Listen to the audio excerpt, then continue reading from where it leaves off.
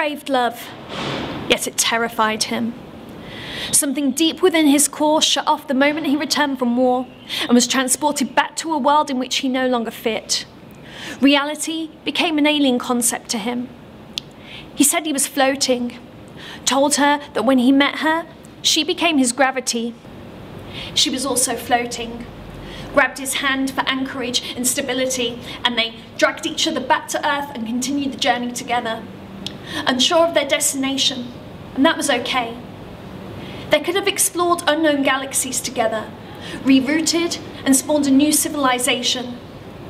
But he'd been pulled apart, disassembled, dissected into fragments like a puzzle box, desperately trying to figure out which pieces fit. She gave him what he'd been craving.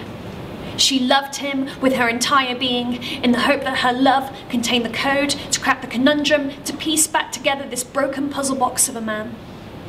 She was also broken, yet she crawled on her hands and knees, picking up the shards of the man she loved, cutting her fingers to bloody shreds in the process.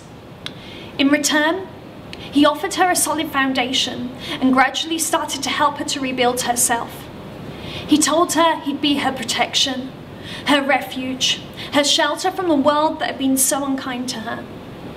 She believed him. She saw no reason not to. His sleight of hand was so subtle that she initially didn't notice when he began to dismantle her, carefully removing one brick at a time and placing them on top of her increasingly fragile framework like a giant game of Jenga until she could no longer bear the weight and came tumbling down. He wanted to break her. He succeeded, but he wasn't finished with her yet. He began to manipulate her, strategically reassembling her blocks to form a staircase, walking all over her and proceeding to climb until he reached the summit. He'd reduced her to nothing more than a series of stepping stones in his eyes, a means of getting to where he thought he wanted to be.